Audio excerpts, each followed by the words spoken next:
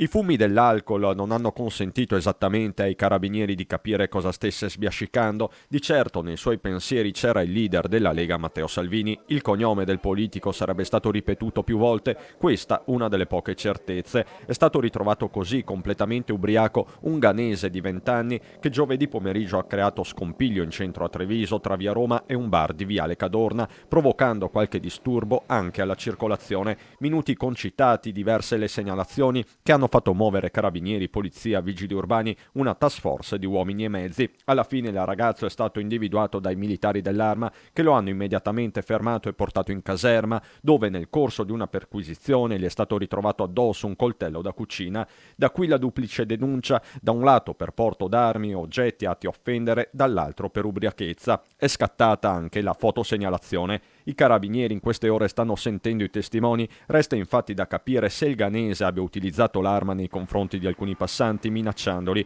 il che aggraverebbe e di parecchio la sua posizione. Il coltello nel frattempo è stato posto sotto sequestro.